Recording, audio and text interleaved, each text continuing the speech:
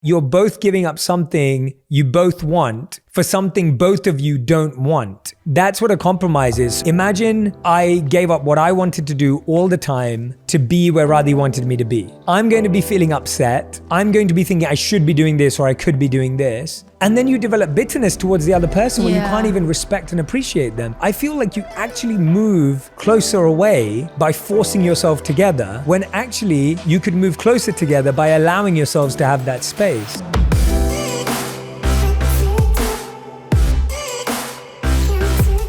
Hey everyone, welcome back to On Purpose and our annual episode with the one and only Radhi Jay Shetty. Hey.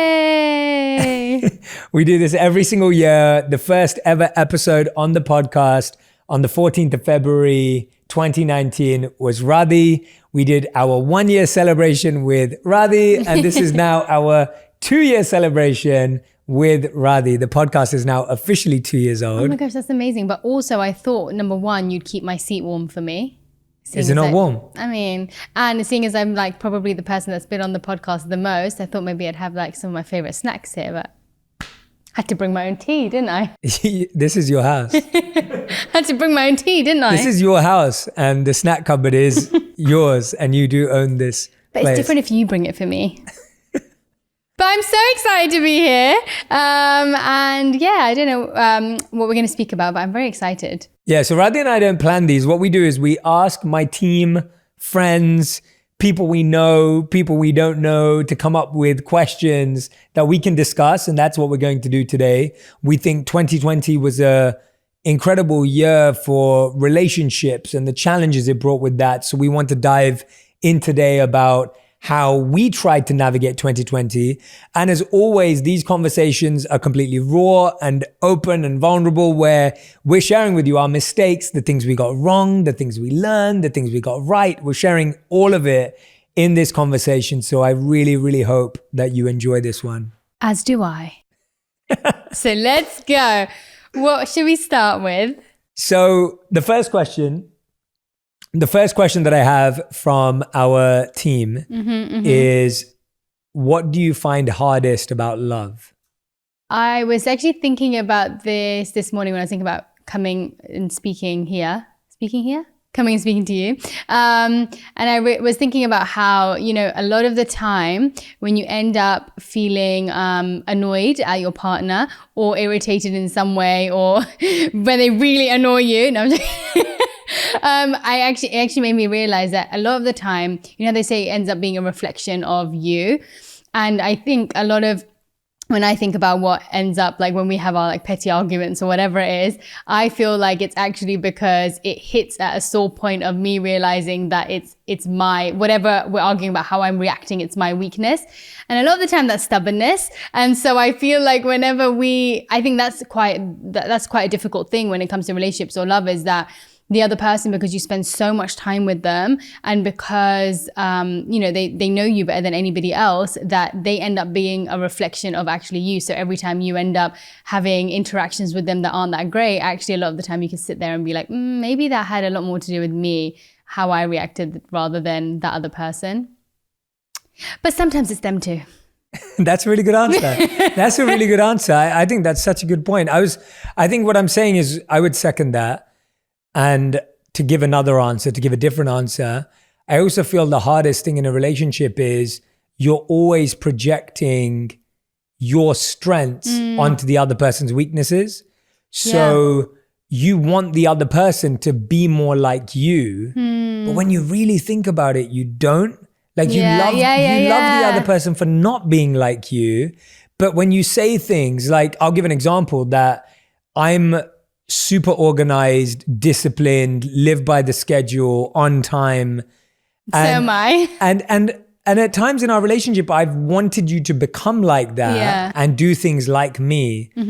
And when I've really sat with that and really thought with that, I realized actually I don't want you to be like me because I love you for not being me. Yeah. And the things that you bring to this relationship, whether it's spontaneity, whether it's being fresh, whether it's being always alive, like that's the strength. And I think what we do in relationships is we dampen our partner's strengths instead of amplifying them. And what that does is it makes your partner feel like they have to do something different or be something different. But actually, if you amplified their strengths, which is the part you love anyway, you're going to have a much more fulfilling and exciting relationship. So I think that I find that hard because I think we all live in our heads. Yeah, it's so true. And we think the way we think is the right way. I'm like, hey, what do you want to do tomorrow? And you're like, well, I kind of have a 9 to 5, like 6 schedule ready to go for the next like 6 months. And I'm like, oh, so you don't want to go shopping with me, or you don't want to go to like get some plants? And yeah, no, I agree. And I feel like but I also think from that, you know, it also helps, even if you're not doing, even if you feel like it's a negative thing, to notice that and to try and correct it. In the same way, I think it can also help the other person tighten up on that area of their life too. Like, okay, cool, you may be super organized and I may be not very organized at all. But at the same time, we can find like a good middle ground when we're together where it's like, okay, you know that I like being spontaneous. So maybe randomly you'll be like, okay, cool. Like, what you do? You're like, oh, you know, I'll just cancel my meeting, or I won't do this, and let's just go do this. And for me, I'm like, oh, okay. And I know that I try to be a little bit more organized, where I'm like, oh, okay, I need to make sure I do this today. I need to make sure I give you this today, like whatever it is, like trying to make that better as well. Because even though it's a strength in some ways, every strength ends up being a weakness in some way too. So I think it helps, you know, kind of balance it out as well, and help the other person notice when they need to probably change a little bit. Absolutely. Okay, second question is, how did your relationship change in 2020? How did it change? I kind of feel like this felt like our first year of marriage, because we we have not spent this much time together in a whole entire relationship. And so I kind of feel like, for me, it felt like we were on our honeymoon type feel, where we just got married and we were learning so much more about each other. But then we ended up, just really understanding one another and settling into each other a lot better than we probably even have for the past, how many years have we been married? Like 3 years? 4 years? We've nearly been married 5 years. Nearly 5 years, but it feels like 1 year. But yeah, no, I think it really made us, it really helped us understand each other better. It helped us get into a rhythm together, which I don't feel like we ever really had a rhythm together. And so I think it's actually changed I can't think of any ways that it's changed in a negative way. I really think that it's improved our relationship through figuring a lot of stuff out, but it's definitely got to a point now where I'm like, oh wow, that whole year was definitely a good jump or a good step up for us.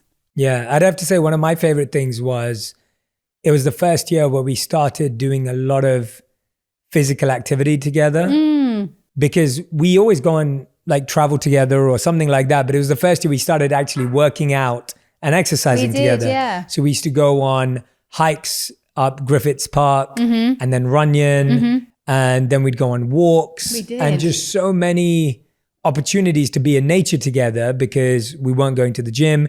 And then we were doing in-home workouts together with a virtual workout. Yeah. And we'd put our playlist on with that song that you were talking about the other day. Don't Rush.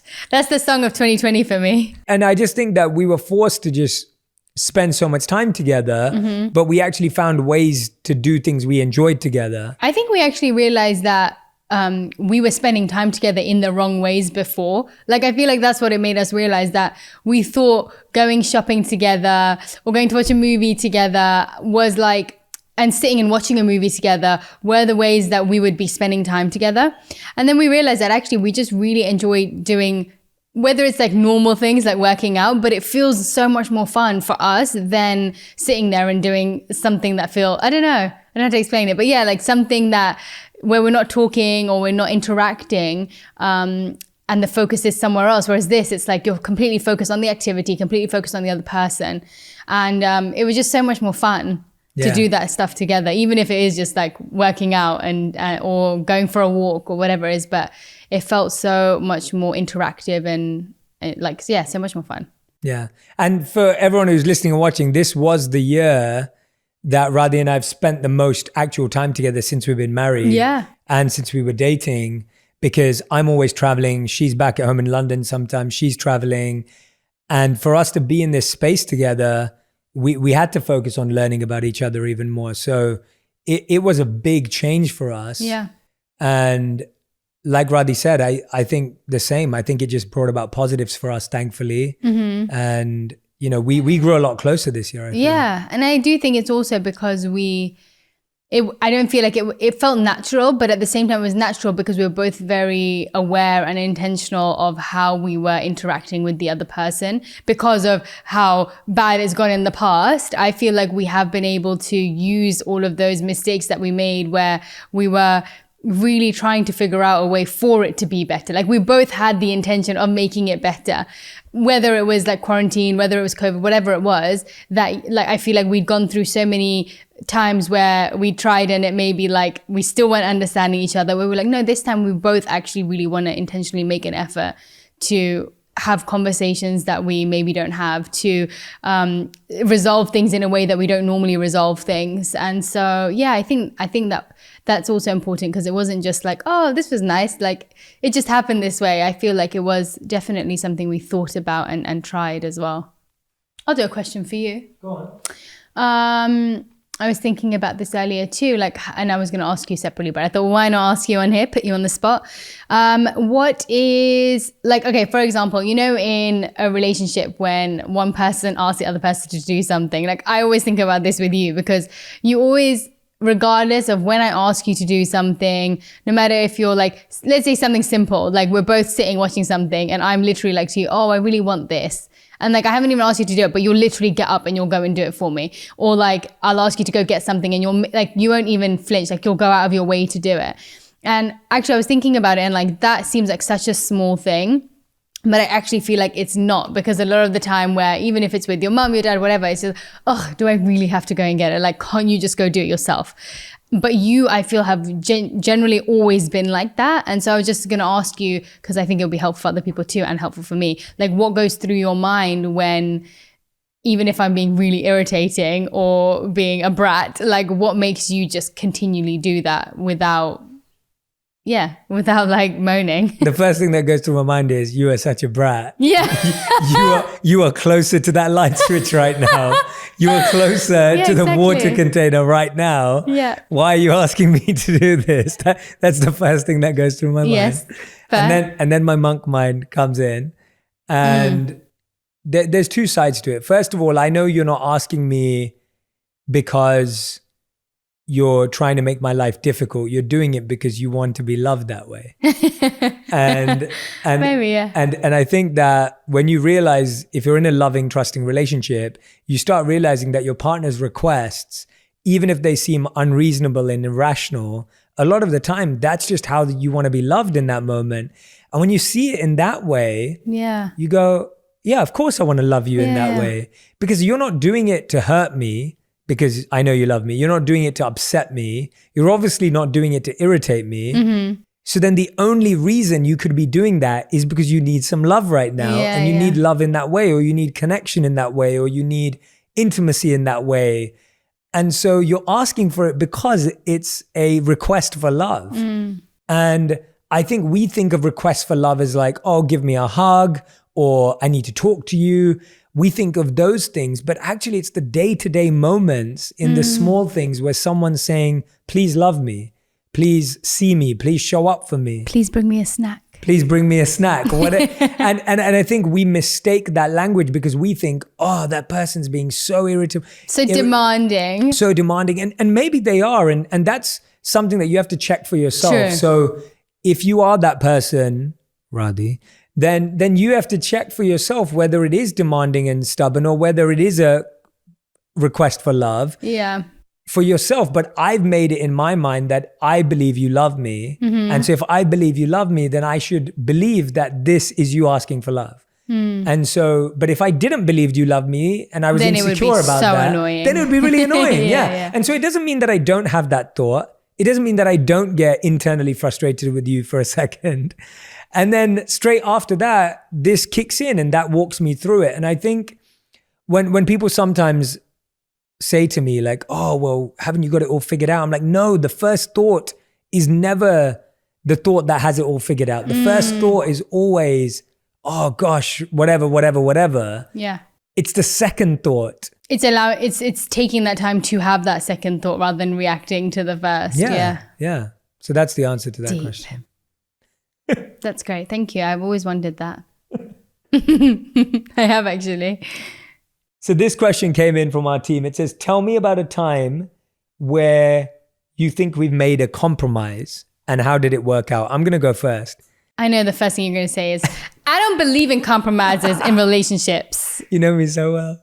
So Please continue. that's exactly what I was going to say. I was like, as soon as I hear the word compromise, I have a very interesting relationship with the word compromise because I believe that compromise makes you feel that both of you are giving up something you want for something you both don't want. Oh, yeah. Which doesn't make any sense to me. Repeat that. Rewind. That's a good point. Go on. Have a Jay Shetty moment.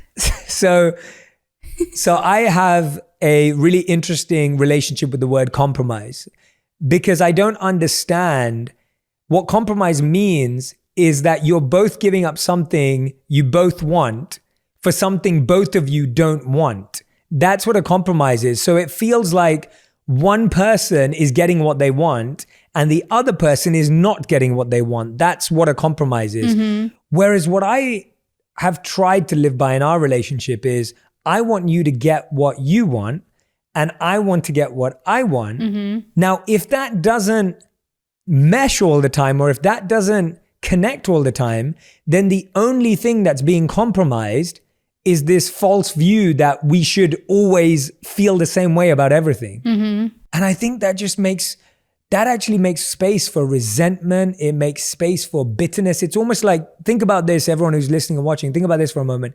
Imagine I gave up what I wanted to do all the time to be where Radhi wanted me to be. Mm-hmm. I'm going to be feeling upset. I'm going to be thinking I should be doing this or I could be doing this. Mm-hmm. And then you develop bitterness towards the other person where you can't even respect and appreciate them. And if you were always dragged to what I'm doing, you may be thinking, well, I could be doing this or I could be doing that. Mm-hmm. And what ends up happening is I feel like you actually move closer away by forcing yourself together. Wait, say that again.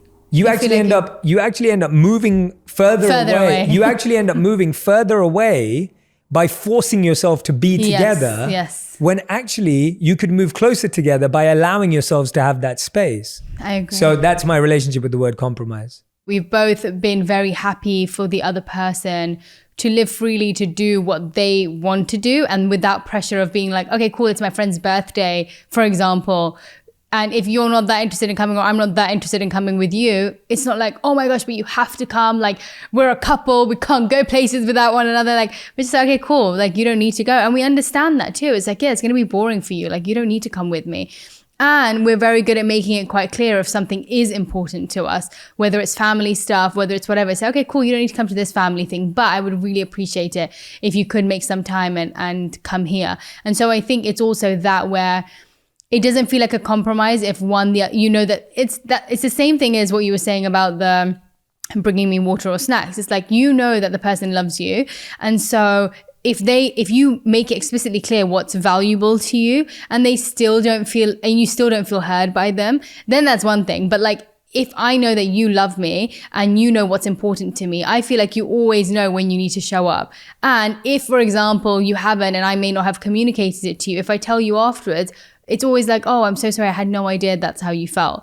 And so, yeah, I think it's important, one, like letting the other person know what is of value to you and whether it's actually that important. Not being like, oh, come with me, and the person says no, and then you're like, oh, okay, fine. Like it doesn't have to be like that. It can be oh, but please, I like, this is really important to me. So it's communicating and letting you know about that. And also, yeah, understanding that the other person loves you and that if they are saying no, it's not because they're trying to hurt you. It's because they maybe genuinely have something that's more important to go to or to do. Yeah. And I think you're right that's a really good point because you expect the other person to read your mind and to know why it should be important to you. And we often have that thought like, you should know this is important to me. But the truth is that in every relationship, like no one knows until you explain to them. And I think in our love relationships, in our romantic, even in our friendships, we just expect everyone to fully know what we value. Yeah, it's like even with family, for example, just if someone is really close to their family, you expect in your mind that they realize that that's an important thing. But if, for example, that person is not that close to their family, in their mind, it's like, oh, it's my uncle's birthday. come to my uncle's birthday and you're like, I won't even go to my own, you're not you, but generally someone else might be like, oh, I won't even go to my own uncle's birthday because I'm not that close to them. So I think it's like you are expecting the other person to live how you live and how you have your relationships or how you value things. And it's an unfair expectation because people have been through so many different things in life. Awesome. All right. Next question on the list. Next up is we both have such hectic schedules in life and lots of work going on all our commitments. How do we find time to spend time alone and time with each other? I get asked that a lot, actually. I have so many, Really? even some of my family members are always like, but does he have time to spend with you? Like, do you guys have time? Like, I was speaking to one of my family friends the other day and she was just like, are you sure you guys spend time with each other? And I was like, yeah, we actually spend a lot of time together, but I can understand why people may think that. But yeah, you know, I don't feel like we've ever really felt, I feel like even if we've had the moments where we've had like months apart, we do make an effort that when we are together, especially recently within the past year or 2 years, would you say? You say 2 years? We've started doing a thing where we make sure that we have at least a weekend that we spend solid together. And sometimes that's more time that you spend together, even if you were seeing someone every single day for like a month, because it's condensed time, it's intentional. And it's with the sole purpose to spend time together and communicate and be together in a meaningful way. So yeah, we definitely make that time. But it's also because we choose to do that. Yeah, I think we both thankfully gravitate towards quality time versus quantity of time. And so we'll both be like, well, if we're both tired today, we'd rather not force ourselves to try and spend time together and give each other space or give each other time to decompress. And this weekend, we'll make sure we spend time together rather than the artificial force of like, today we had to spend time together because we promised or we said we would. Yeah. And it's like, but maybe we're both not got the right energy right now. And we haven't got that presence right now. And so I think it's a mutual understanding. At the same time, I feel like, you know, there've been different parts in our relationship. Like I remember when we lived in New York, we probably didn't spend a lot of quality time together because the only time I had off was the weekends and I was busy working sometimes too. And you were doing all your courses and your work on the weekends. And so I spent a ton of my weekends alone and you spent a ton of your weekdays alone. And if you think back, that's literally was the pattern of our life for 2 years. And then there was travel to London and everywhere else I was going.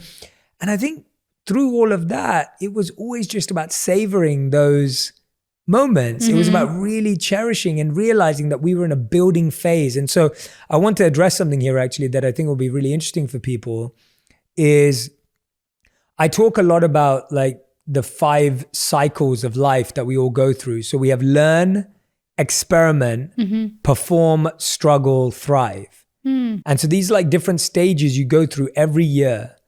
And when we were in New York, we were in a build phase of our life. Like we were both building. We just got married. I'd literally just started my career. You were discovering your career.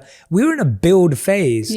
And I think when you expect a lot from your partner, when you're both building, it can be really demanding. But now we're at a stage in our life where certain things we're performing in, where I've got a bit of a rhythm and a role. And so I'm able to give more time and you're in this different stage in your life. And I feel like when you start looking at your life as stages, as opposed to like everything this is how it's going to be forever. It's like, it can't be that way. And there's actually a really good book on this by Gary Chapman. And I think it's called The 4 Seasons of Love or The 4 Seasons of Marriage or Relationships. Cool.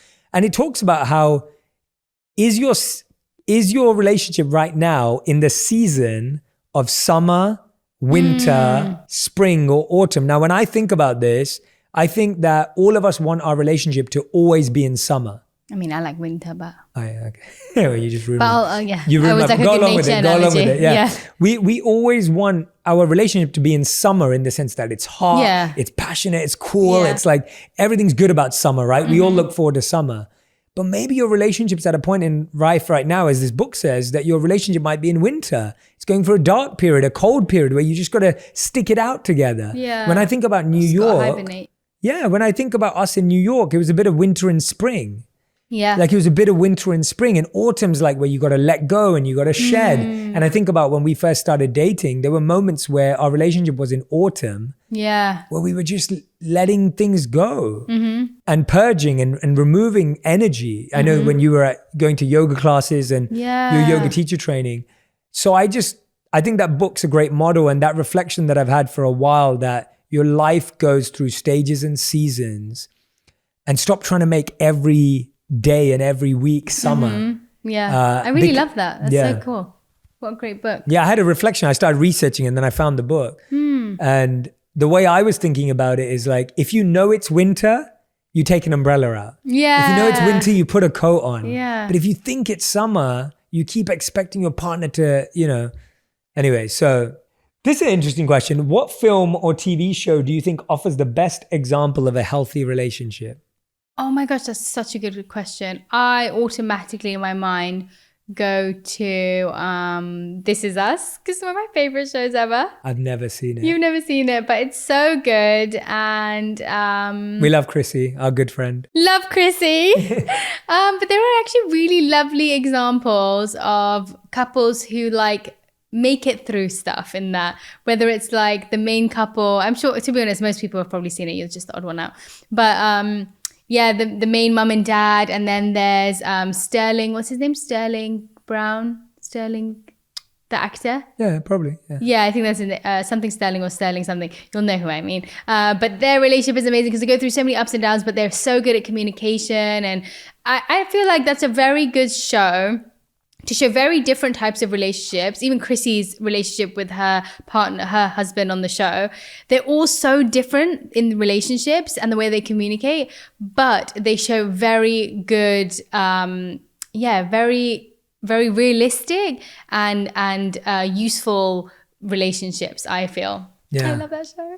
It's so good. I actually struggle with this question because I think, I don't watch a lot of TV shows, but I do watch a lot of movies. And I think growing up, I had a really unhealthy view of love because of movies. It's so true. So I grew up watching Bollywood movies a lot. And I remember thinking that that's what love had to look like. Yeah, like a flower comes up in the middle when two people are about to kiss. That's what they do in Bollywood. Or like you're all like dancing around and like there's all this like... in a field there's all this puppies. Like, and like music's playing when you fall in love with someone. And I'm running towards you in slow motion and my hair naturally falls like this. Yeah. And you're coming towards me, and then it cuts because they don't show anything else in Bollywood films back in the day. And so that's what I grew up with unhealthy projections of love. Yeah. And the thing that comes to mind when I am thinking about this, apart from the Last Dance Michael Jordan documentary, which doesn't show marriage, but shows like love in a team and camaraderie and collaboration. I'll try and find a bit more of I actually think The Happy Place, The Good Place. Sorry, The Good Place. I always call it The Happy Place. Kristen Bell's character, Eleanor, and her relationship with Chidi, like the way it shows relationship dynamics is really interesting about like what is a good relationship, what is support, what is friendship. Like I think it answers a lot of deeper questions. Yeah, and that is such a good show. It's such a great show. I'm enjoying it so much, and we came to it late, but we're loving it. Yeah. And I just think it has so many good messages, so I'd have to go with that. Okay, cool. This Is Us and Happy Place. Yeah. No, was it? The Good Place. Good Place, yeah. I call it The Happy Place all the time as well. And I'm going back to what the shows I grew up on. I grew up on The OC and Desperate Housewives. Both not good examples of relationship ideas. And Friends you grew up on, which again, I wouldn't say it's like the best relationship stuff. It's just comedy but I agree with movies. It's for girls and for guys, I guess. I didn't think that it was such a big thing for guys because growing up, I always think guys just like aren't thinking about like romance in that stage of their life. But for girls, I think for sure, you're just always seeing how like the girl's like the damsel in distress and the guy like saves her, and I think it's movies mess you up. Okay, this is an interesting question. Have you ever experienced doubt in our relationship, and how do you express doubt? I guess maybe like right at the beginning when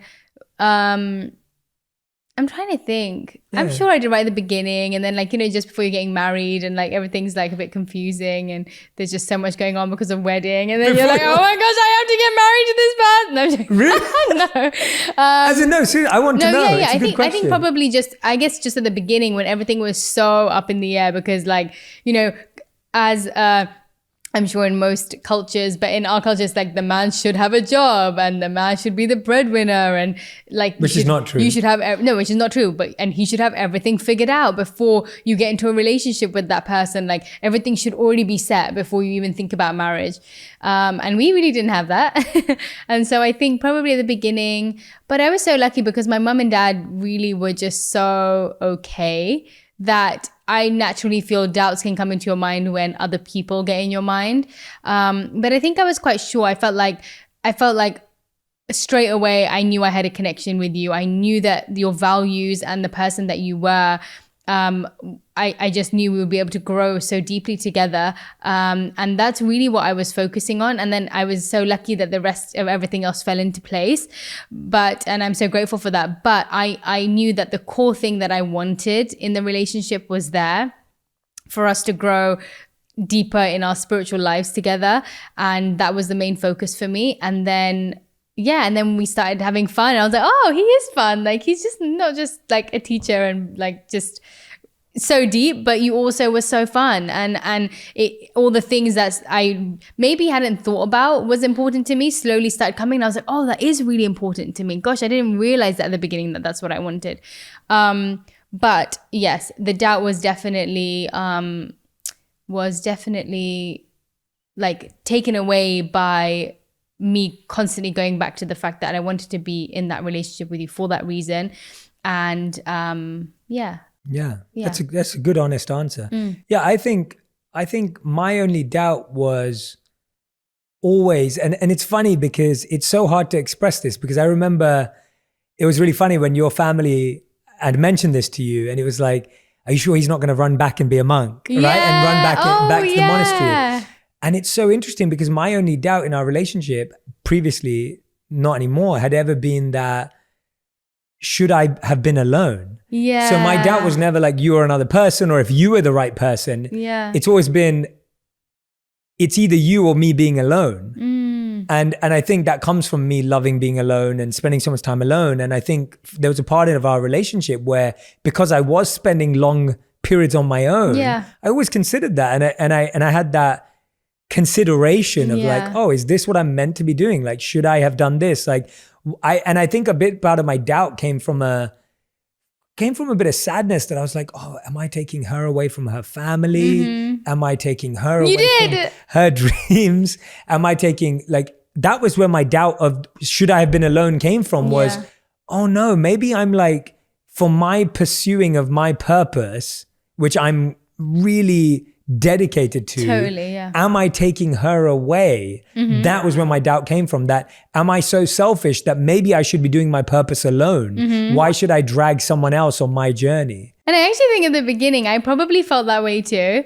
Like I probably, when we went to New York, it definitely felt like compromising, because I felt like the only thing I really had at that time in my life that I truly valued and felt I was very concrete in was my family, and that's what my whole life revolved around. And so I guess at the beginning, because I hadn't matured in my thoughts of what this relationship was, I did feel like that. And I remember there used to be times where I was like, well, I can't remember, but I'm sure that there were moments where in my mind I felt like, well, we have to go back for my family to do this because you've taken me away anyway. Like, you've taken me to New York, and so now we have to do this because I want to do this, or we have to, like, you need to do this for me because we've done this for you.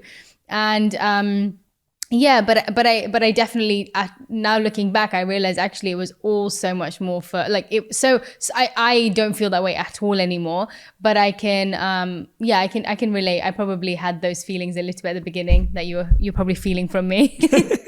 No, it's good. I think these are great conversations to have. And what's interesting about these conversations though is that sometimes you don't have them in the moment. Yeah. If you don't monitor that well, that could end up breaking something. Definitely. And we're lucky that it didn't. I feel like it could have though. If I then didn't choose to like figure out what was going wrong with me, and I was projecting that all on you and making it feel like it was the issue was our relationship or the issue was you, but really it was me having a lack of awareness of myself that I had to do that. Otherwise, I think I would have constantly kept blaming it on that and constantly felt that way. And I have so much admiration for you and respect for you because of that, because I think that it's so easy. I was always trying to compensate and help in whatever way I could, but I feel like you doing that is what's made our relationship so strong, is that you've just really worked hard on the last few years of finding yourself, discovering yourself, working, and you've tried a lot of things. Like it's not been easy. And, you know, I feel like I found my thing when I was 18 and I've been doing it for 15 years. And it's funny for me to think that, because a lot of people online are like, oh, Jay, you've only been doing this online for like 3 or 4 years. And I've been doing this for 15 years. Yeah. But for you, I've watched you since we've met, which was, since we've been together, which is nearly 8 years now. Yeah. And I've seen you like try this, try that, experiment with this. And actually it's been really amazing. Why don't you tell people about how you feel your journey's been of discovering your real passion? Because I think people see you now and you've got your amazing YouTube channel and your Instagram page and all the wonderful stuff you're doing. And people may think, oh yeah, Radhi just... And yes, you've always had this energy that everyone loves you for and that I fell in love with you for. But the way you're expressing it now has definitely evolved, right? Yeah, definitely. To be honest, I feel like I had no idea what I was doing till beginning of March last year, when all of this started happening. And it was the first time I had to literally sit there and be like, oh crap, I have no excuse of, oh, I can't do this because I have to go with Jay traveling. Like, I can't start my own thing because, I'm never really in the country and it's really difficult. I just want to focus on what Jay has and I'm just there to support him. And I realized, as much as that was true and I did want to do that, it was probably a big covering for me not wanting to actually figure out what I wanted to do, because everything just felt so scary to start something. And yeah, it just kind of stripped all of that away, where I was like, no, I have to fill my days with something that feels meaningful and figure out what that is to me and how that looks to me. And so I just started, and yeah, I definitely tried so many different ways and different things, whether it was like I did a website during that time, and it's not the best website, but it's like the website that I started off with, and I put so much effort into it. I did like 100 recipes within a couple of months, because I really focused on it. And it just showed me, because I was such a person that I would start something, and as soon as I felt a little bit overwhelming, or even felt like it was getting good or succeeding in some way, I'd be like, oh my gosh, that means I have to take another step forward, and I'm not sure I want to do that. Okay, let's just shut it down and go somewhere else and do something else. And I realized that pattern that I had. And so I was really determined to not do that with this, because I almost like get in my own way of being a failure, in my mind being a failure, because I choose to not take the next step, not because anything else comes in my way, but because the fear of the next step would always scare me enough to not want to take it. And so it was really amazing, actually. I was like, just looking at myself from an outside perspective, and I was like, oh my gosh, I never ever thought she could do this. Like, I never thought I could do that. I never thought I would actually still be making recipes. I thought it was like something I do for a month and then get bored and be like, can't be bothered to keep adding on to this website anymore. But yeah, and then I decided to try my YouTube thing, which, oh my gosh, took so long to actually start because of fear again pushing me away from it. But you've always been so amazing and supportive in that, constantly. Like, you see everything happening for me before I even dream about it. And I think it's just been so nice, because whenever I've had doubts, you've been so amazing at helping me through them practically, where it's in like a supportive way of just love, but a lot of the time it's really taking the time to have the conversations with me. And I avoid the conversations, and you're like, okay, what do you need to do next? Like, what is it I'm like, I don't want to talk about it right now. I haven't figured it out and I just don't want to speak about it. But you constantly would help like push me through, because you saw that it was coming from a place of fear, not because I actually didn't want to. And I think that's really important too. It's like, I know with a lot of your stuff, like 99% of the time, you don't necessarily need to speak to me about it, but there are certain times that you do want to discuss things, and vice versa. Like, I obviously need you to input in a lot more of my stuff, because I feel like you've done a lot of the things that I've done, and I really appreciate your advice for it. But I think there is so much of the support being in so many different ways throughout the times that I needed it. And to be honest, I don't know how I got here, but I'm really happy that I did it. I'm so happy because I never expected myself to be able to do that ever. And I just genuinely feel for everybody else that's listening to this that I was like, that's where my spontaneity that can be a strength and ended up being something that was such a weakness for me in the areas where I wanted to commit to something. And and I'm not just saying this, genuinely, if I can do it, ask my mum. She will tell you, if I can do it, I 100% know that other people can. Whatever it is that you love doing, just try it out. And if I can do it, oh my gosh, you all can definitely do it. Yeah. But enough about me.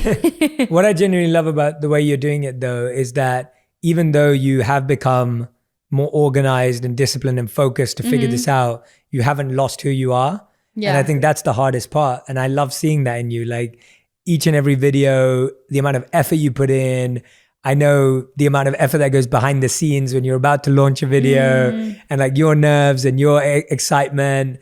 And you just want to make everything so wonderful for everyone. And I love that. I love that even though you've become organized and focused and disciplined and all those things that you've had to learn, that you haven't lost yourself in it. Because I think that's possible too. So I love watching it and it makes me really happy. And what you were just saying at the end, you know, there's an old relationship rule of like, don't keep the score.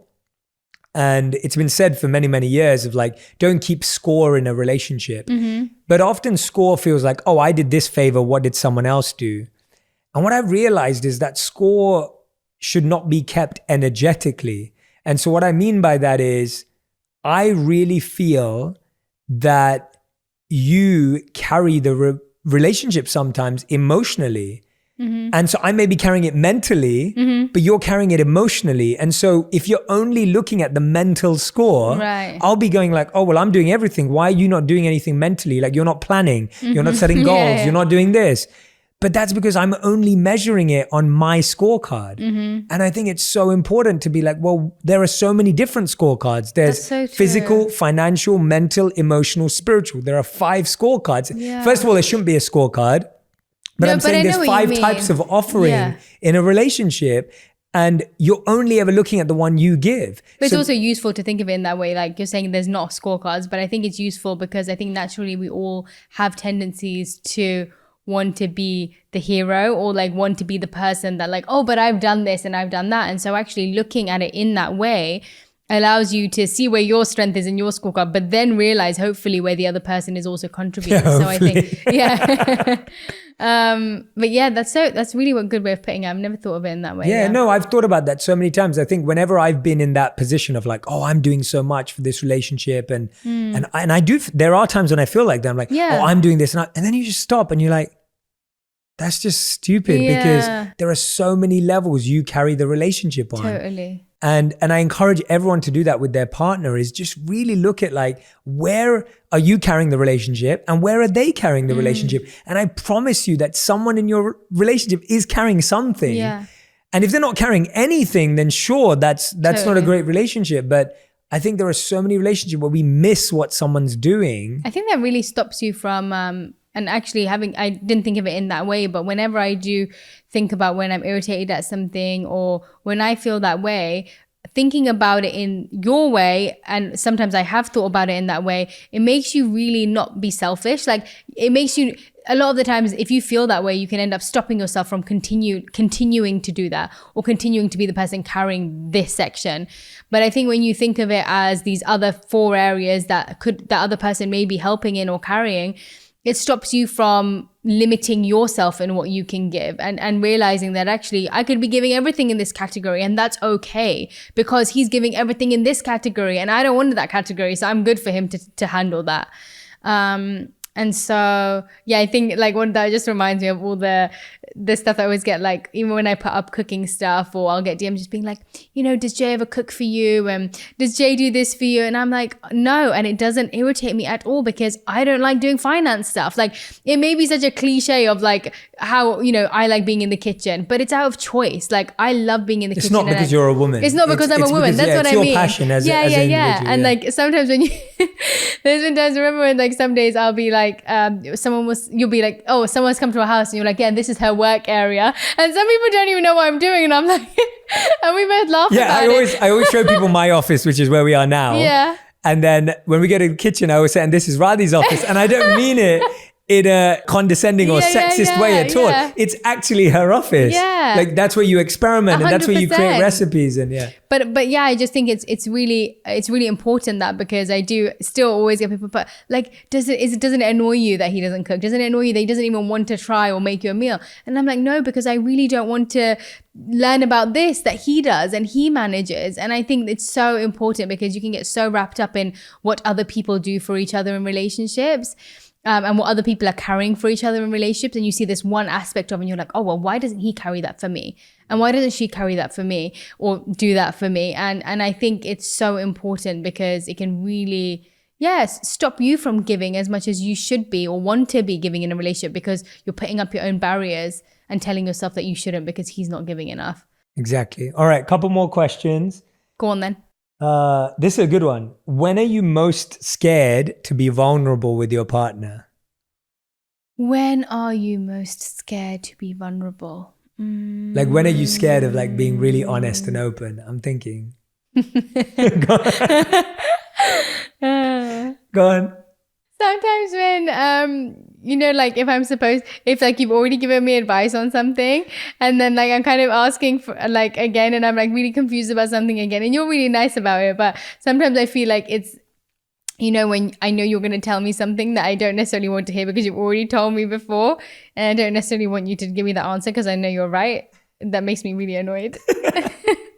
So sometimes I don't feel like being vulnerable about how I'm feeling because I know the answer you're going to give and that I don't want to hear it.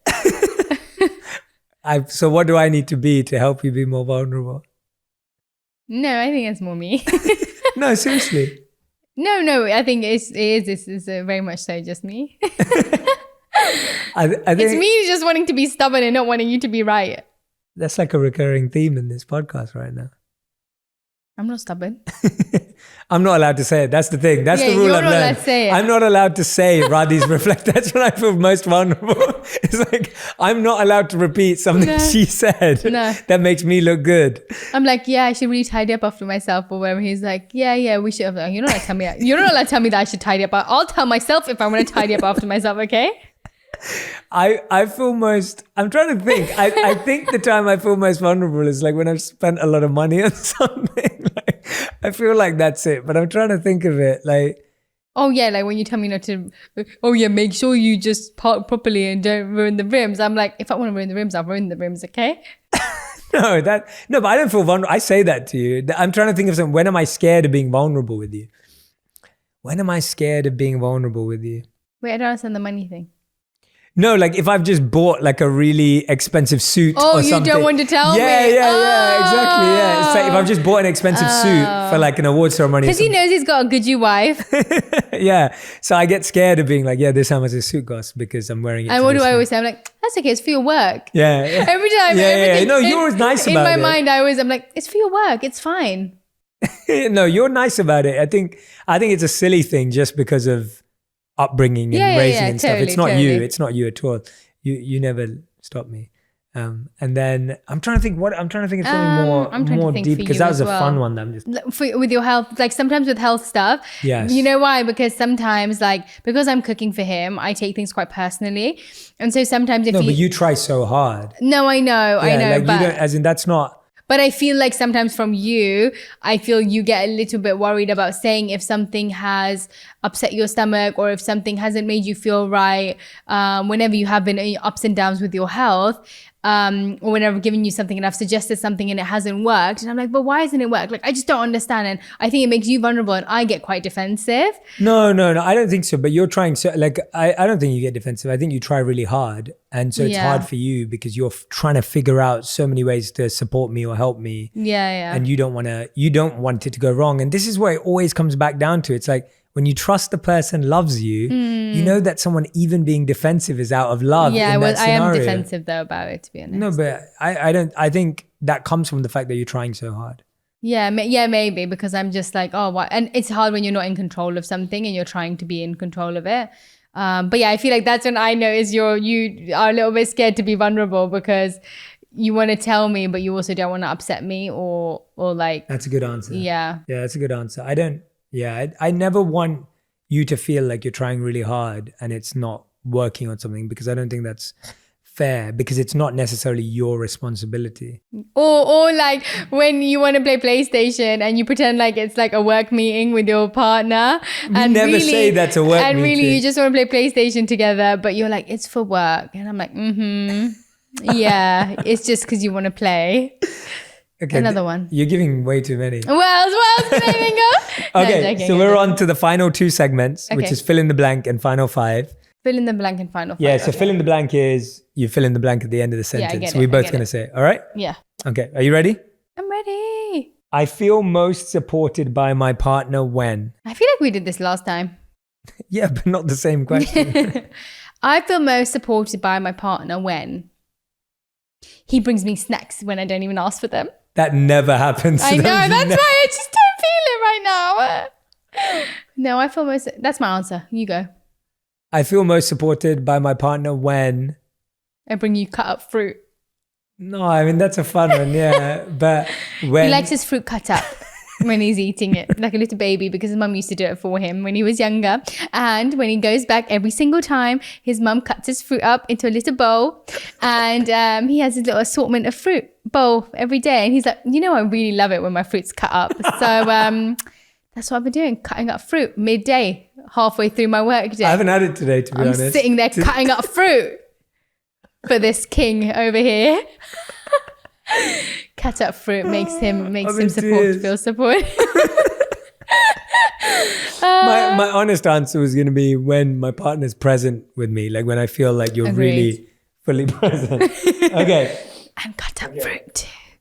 Commitment means. Oh, you're really crying. I'm like, you put me into like, not crying. I mean, Jay Shetty exposed. Commitment means. Commitment means. Commitment means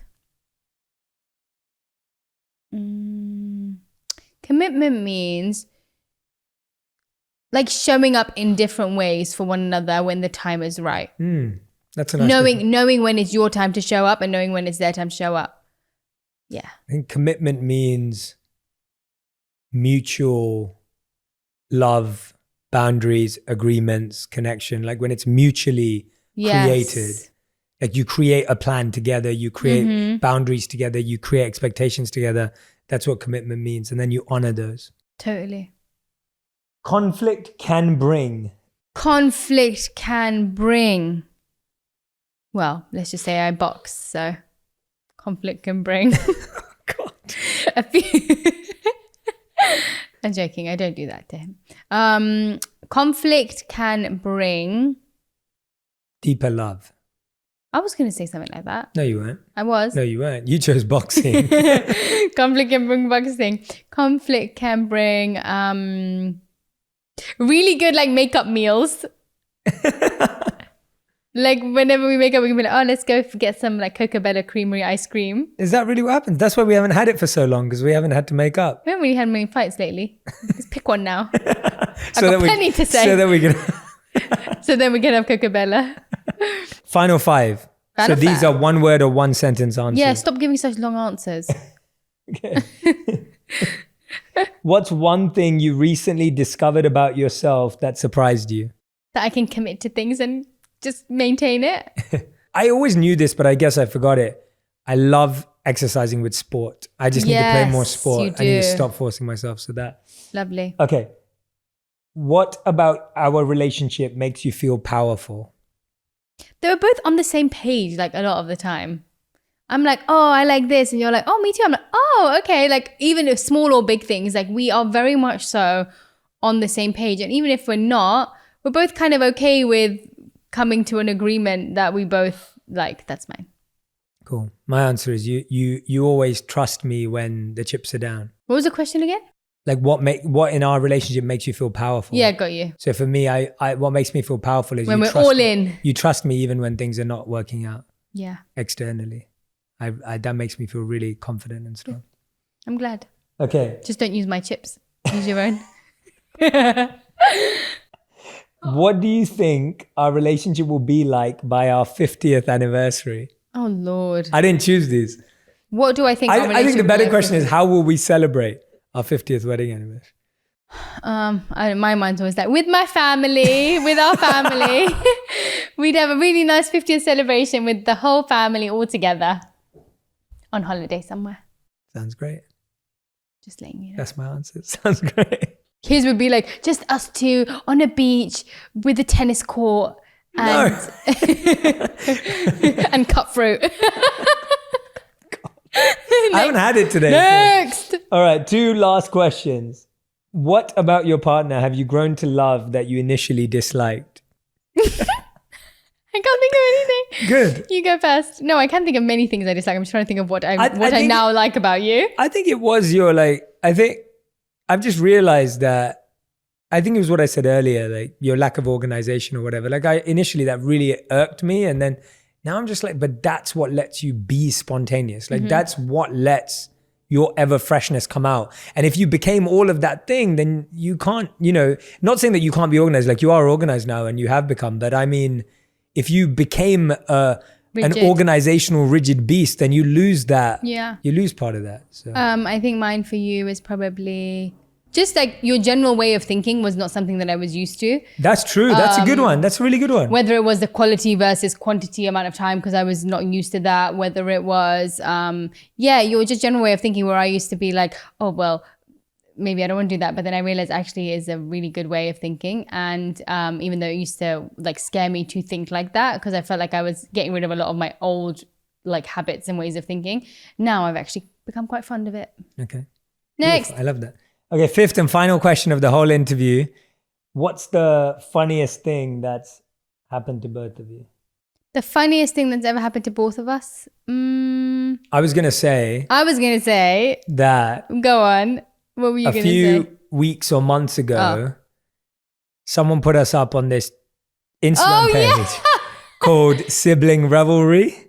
And what this page does is that it puts up pictures of siblings or couples and asks people to guess vote whether they're siblings or couples. And so they posted a picture of us, and I think 60% said siblings and 40% said couple, probably 40% who know who we are. And it's really funny because all the awkward pictures on that page are siblings. Yeah. So that's probably one of the funniest things that's ever happened. Really funny. That was a good laugh. That was good laugh.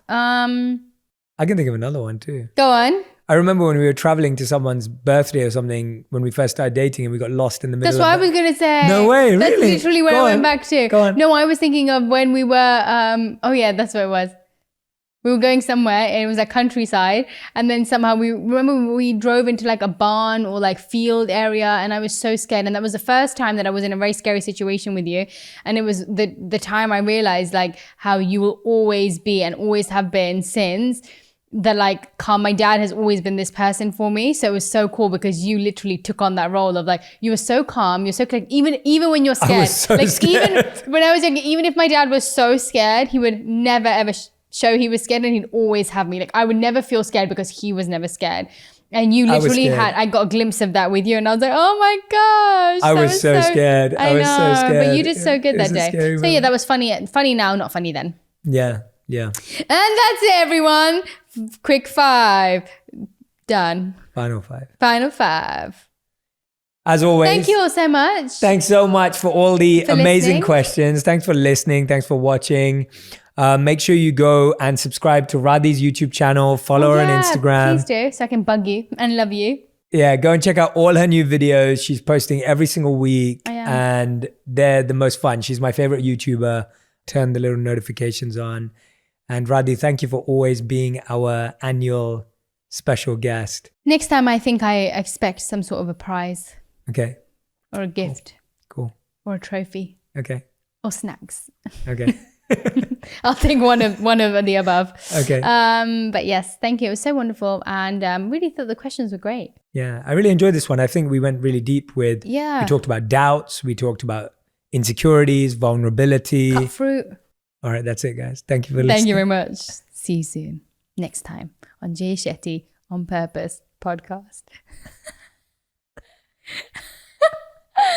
No, really, that's it. Is that your mic drop? Yeah, you can drop it. Don't. If you want even more videos just like this one, make sure you subscribe and click on the boxes over here. I'm also excited to let you know that you can now get my book, Think Like a Monk, from thinklikeamonkbook.com. Check below in the description to make sure you order today.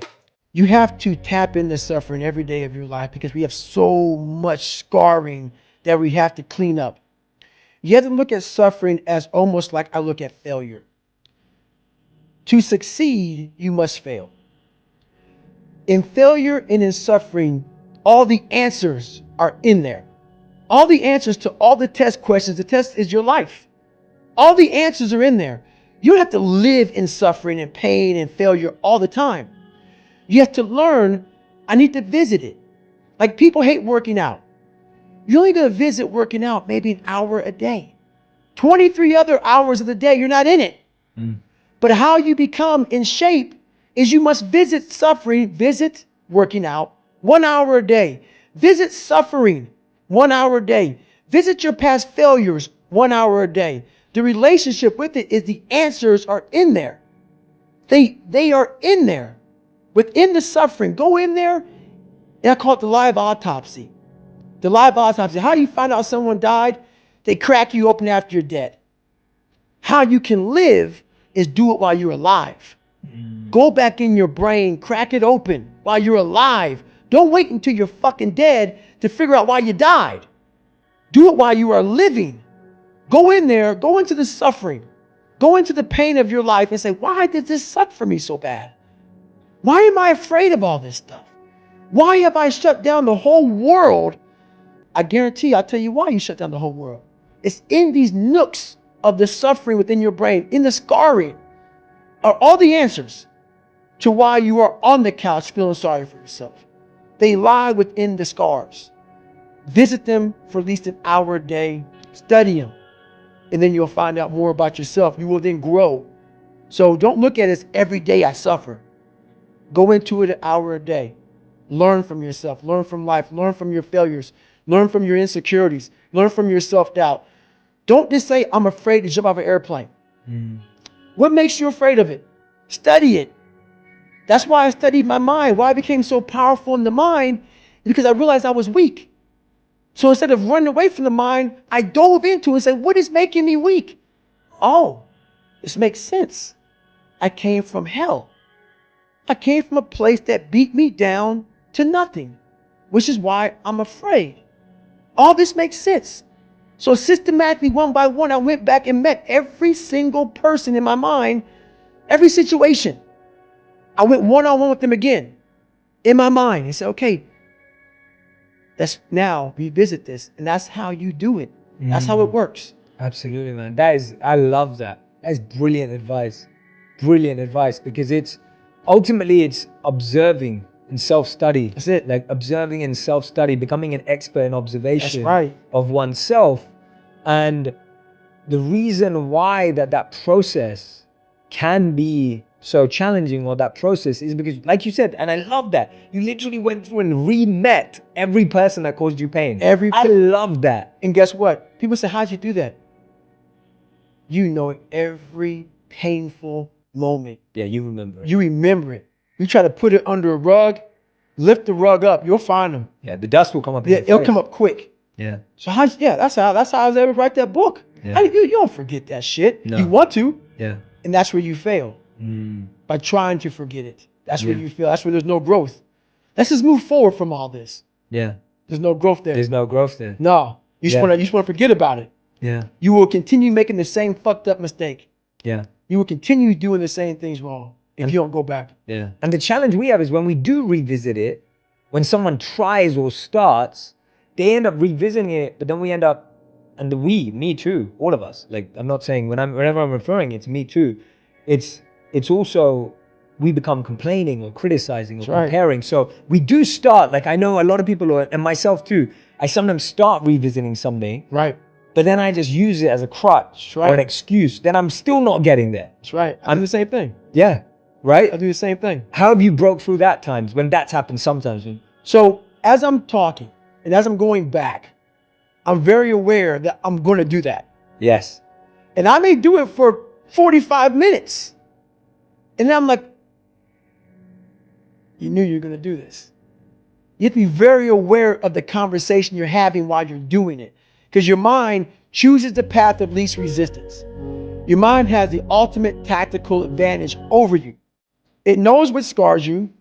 It knows your fears. It knows your insecurities. And it protects you, which is why I talked about the 40% rule in my book.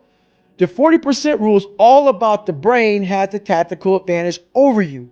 It knows and it keeps you away from all that. That's why it says don't jump out of an airplane. Don't go in the ocean where there's sharks. It's a protective mechanism. Don't go back to the place where your dad beat the shit out of you in your mind. Don't go back. The brain protects you, but protects you so much it doesn't allow growth. So the brain is an amazing thing, but the brain controls you. You must control it. You must take power over your own mind, or your mind will guide you into all the soft places that your brain wants to live in. Your brain has enough information. It doesn't want to go through that process of mind hardening. It doesn't want to do that. I gotta remember what time I gotta be here, what time I gotta be there. This is where I want to stay. I'm peaceful. It wants to stay very peaceful and away from scarring. So that's what it is, man. Yeah, that's what it is. It's as simple as that. And we just never touch it like a box that you That's never it. look inside. You just leave it there. You just mark it, scar. Yeah. Put it up in the attic. Yeah. Never touch again. Let it get dusty. Yeah. Now I wanted to talk to you about this because when I was reading about it in the book, it fascinated me because it reminded me of my 3-month boot camp as a monk. I love that, man. The first 3 months I was sharing with you earlier. Yes. The first 3 months of monk training is super intense. Really, really tough because the whole point of it is to figure out who's in and who's not. Right. Like they don't want people to just be passengers on the Right. side. It's not a place you come to just to have quiet and don't do anything. So that 3-month boot camp, something that taught me so much. I'd love to hear about Hell Week and specific programs you built in your life that you went on, and what did you learn from them? What did you take away? But tell us first a bit about the program and then tell us about what you learned. So what I liked about your 3-month Hell Week, Yeah. was the fact that that's where you find yourself. You find yourself when you are when you're not comfortable. When you're not comfortable on a daily basis. And that's how I started to grow. Like I said about the mind, it wants to put you in that nice 72-degree temperature with everything right there. It wants to be in that nice with a little massage therapist. That's where your mind wants to be. It doesn't want to be, and we're going to talk about Hell Week. So it doesn't want to be in Hell Week. In Hell Week, I was in 3 of them. I finished 2 of them in 1 year. Only person to ever do that in still history. There's been people who have gone through a couple of Hell Weeks, but in like 5 years, 6 years, 7 years, 8 years.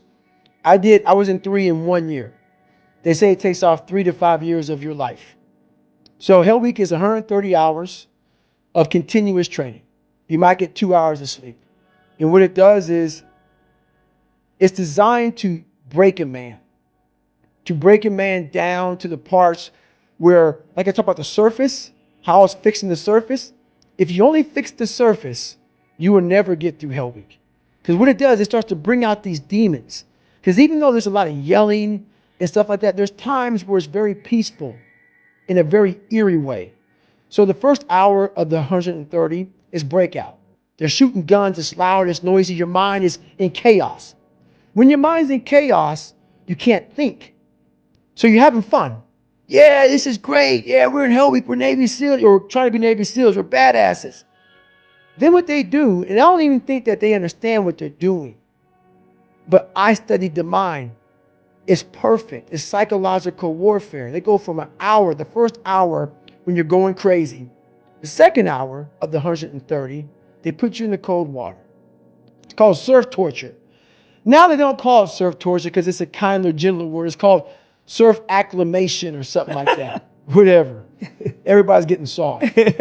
So they call it surf torture for a good reason. They put you out there. No one's quit yet. It's only been an hour. Maybe a couple of guys have. And you're in the Pacific Ocean, which is never warm. You're all linked arms. You're sitting there and the waves are crashing over you. I went through winter hell weeks, which is cold. The Pacific Ocean is like 50 degrees. It was 49 this particular night in my third hell week. And what it does is it makes your mind flip out. We've been doing this now for 3 weeks, being in this water. But for some reason now, the water is colder than it's ever been. It's not. Our minds are fragile. We can process a day. It's hard to process 130 hours. There's no end. There's no end. So the mind starts to ramp up.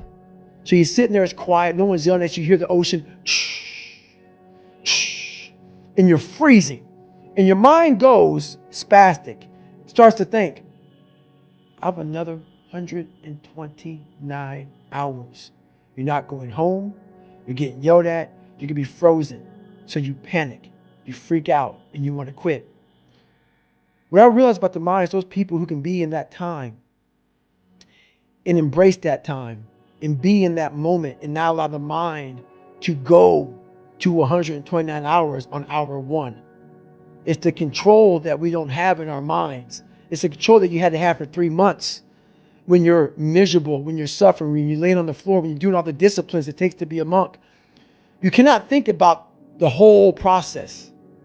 It will make you it will make you so insanely crazy. It's impossible. It's inhumane what I'm about to do to myself. You have to be able to break all these big, humongous, painful things in life down to the smallest molecule, because that's all the brain can handle. The brain can't handle hours and hours and hours of suffering, but it can handle right now. I'm in the Pacific Ocean and it's very cold, and this is what I'm doing. Don't think about the rest of it. So that's what I learned from Hell Week. That's what I learned from being in 3 Hell Weeks. That's what I learned from all the military. I went to Ranger School. I went to all these different schools to learn all of that, to learn how the mind processes. So I talk about theorists. I talk about practitioners. A theorist is a person who reads a book, doesn't do it, reads a book, learns about something, and then talks about it. A practitioner is myself. A practitioner is a person like me. I wanted to be an expert in the mind, a mental toughness guy, beyond mental toughness. The only way to do that, in my eyes, is to put yourself in hell. Put it in hell repeatedly. Repeatedly put yourself in hell and study how you process it. And that's how I was able to come up with all these different ways, all these different tools to slow the mind down in hell. Because the mind just speeds up. The mind wants to get out of the painful situation, the suffering. It can't process it. So that's what I realized by going through all these different processes of being in Hell Weeks. You know, it's just that. I love that, man. How That's the mind amazing. processes in hell. Were you ever scared that you would lose the processing ability to be able to coach yourself through it? Were you ever scared when you were there? I was there's some times where the mind gets overwhelmed and you cannot slow it down. But by these certain tools I developed, by not allowing your mind to get away from the moment, you have to think about the exact moment that you're in. But I saw when I was younger, the moment became too big. When it became too big, I spazzed out and I would quit. But now I don't think about even like an hour from now, I'll be eating. I don't even go there. Because then your mind, no, we must embrace this, because now you have to be a leader in this moment. It's not about you just getting through it. I had 5 guys, and 6 including me, in my boat crew. Now I was the boat crew leader. So now another trick is this: if you don't think about yourself, there's no pain. Which can also lead to pain later on in your life. But in these moments when you're struggling, if you are a true leader and you're worried about your men or women beside you, your mind doesn't care how cold you are anymore. Your mind's only worried about taking care of the men and women beside you. So I started realizing, man, if I take care of these cats to my left and my right in the worst moments, my mind is no longer thinking about, you're miserable, David Goggins, get the hell out of here. You're thinking about, how is John? How is Andy? How is Sam? How is Pete? How are you guys doing? You're not thinking about me. So there's so many things you can do to get outside your own head to then allow your body to just be like, hey, we're just a machine. But you have to let your mind be able to process all these different tactics to do that. Take a different vantage point in life. When you are in the hell, You can't see the beauty of being in it when you're in it. Get on top of that mountaintop in your mind. Get on top of that mountaintop and look down at what you're doing. You can see a whole different world. That world is beautiful, but you gotta get a different vantage point in the suck. Don't be in it. Spiritually, get out of it. Get that soul. Look down on what you're doing. Be amazed by the process of where you're at now and where you came from. Wow. I've got so many questions from that. I've got so many questions from that. Okay. Let's start with you said, and I love that. So you said one of the tricks is when you stop thinking about yourself, because when there's no self, there's no pain. No pain. And you start living for your team, the people, the other people suffering. I said, I love that. Yes. Totally understand that. Servant leadership, wanting to right. go beyond oneself. But you pointed out something really fascinating. You said it can lead to pain later. That's right.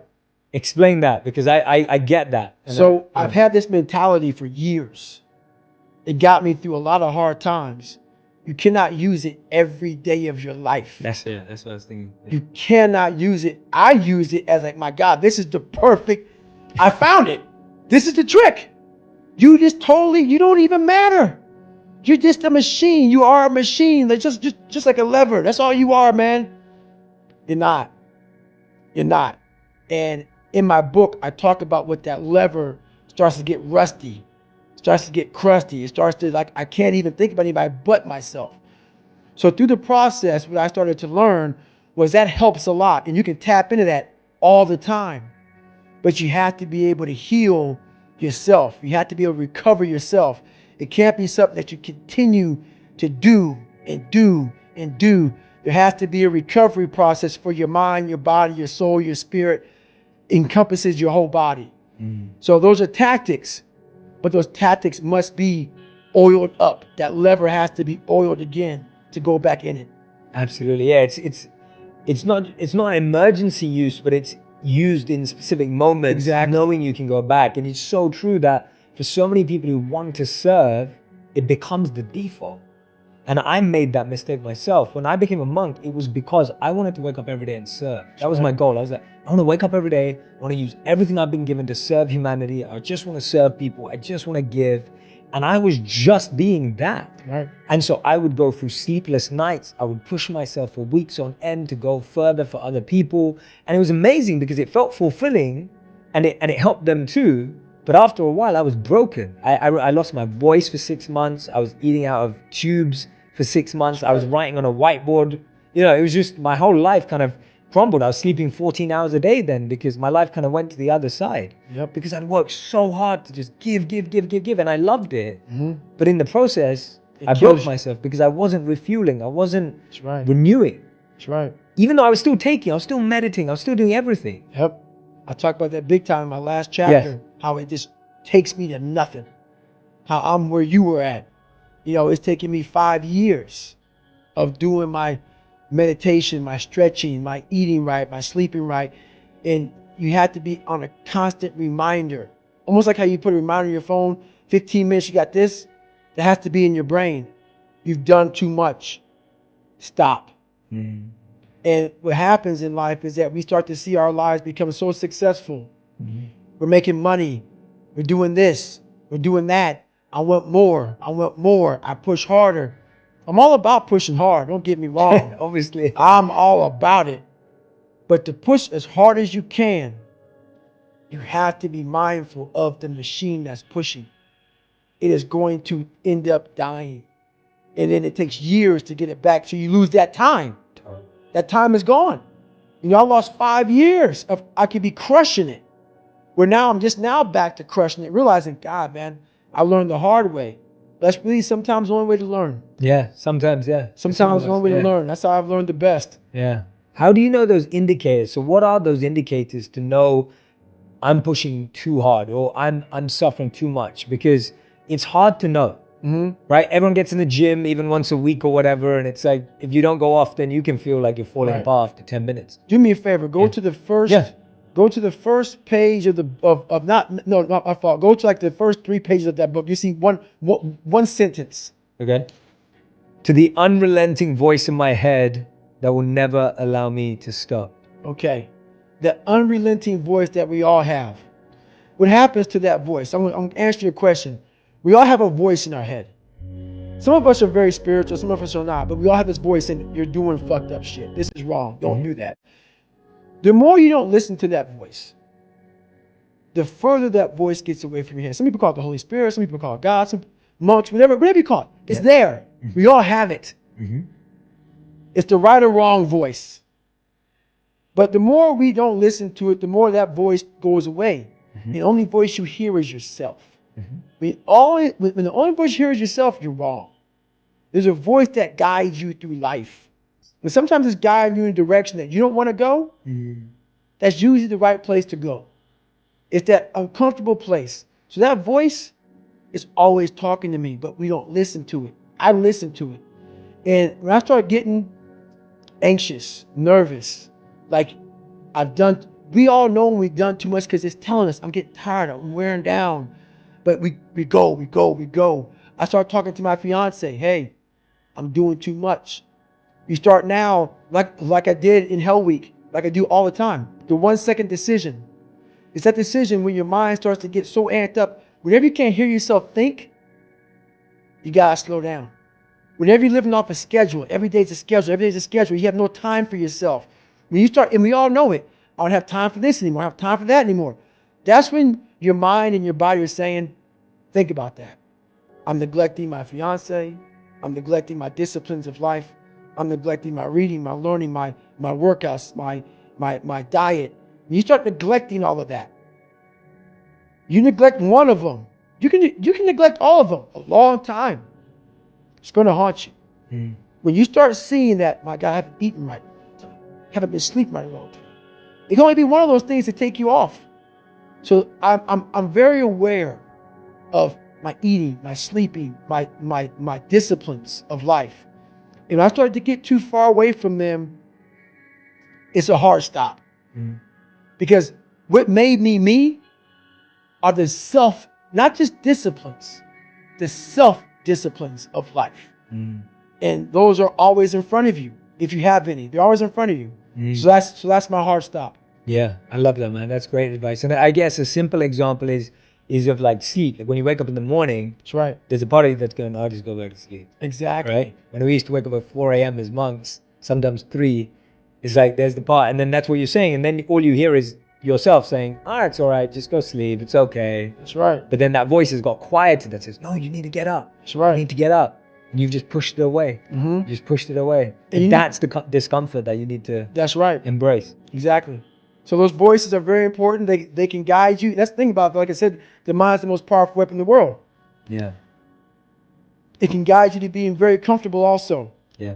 So you gotta be careful. The mind will trick you. Yeah. And it's saying, just sleep in today. You deserve it. Yeah. Sometimes you don't deserve it. So there's that fine line of the mind getting the tactical advantage over you, where you're like, I've worked too hard. Yeah. You really haven't worked hard enough. So yeah, absolutely. Yeah. In when we were trained as monks in the Vedic philosophy, it talks about the difference between the mind and the intelligence. So the mind is compared to a child, and the intelligence is compared to a parent. And so when the child goes loose, when the mind goes loose, when it's not trained, controlled, disciplined, self-disciplined, etc., it can have tantrums, it can throw things out the pram, right? It right. demands more. Like a child always wants to sleep in. Right. Always. Right? Always. Even if the child knows that it's better to wake up to go to school, right. The child doesn't want to. A child doesn't want to study for exams. Right. Because it's hard, it's painful. And the adult's role, which is the intelligence, which is often we forget that it exists, the intelligence is that voice coaching the mind. That's right. But what often happens is the intelligence just tries to shout at the mind like a bad parent. Exactly. The parent just shouts. That's 100%. No teaching, no education, no knowledge, just shouts. That is 100%. The way you explain that about the child's mind is 100% the truth. I just want to sleep in. Always throwing tantrums. Never getting what they want. Whenever they don't get what they want, they throw a tantrum. But what happens is we never grow. We are 40, 50, 60, still throwing that tantrum we once did at 7 and 8 years old. So people think with age is growth. No, it's not. You have to go back into the scarring to get the growth. Absolutely, because if with age you just repeated what you did when you were younger, Exactly. it's just stronger, That's it. right? You've just strengthened a bad muscle. I'm throwing a bigger tantrum at Yeah. 43 Yeah. than I did at 8. Yeah. So true. Yeah, you just strengthen a bad muscle, stronger, and then that can break you. If you want even more videos just like this one, make sure you subscribe and click on the boxes over here. I'm also excited to let you know that you can now get my book, Think Like a Monk, from thinklikeamonkbook.com. Check below in the description to make sure you order today.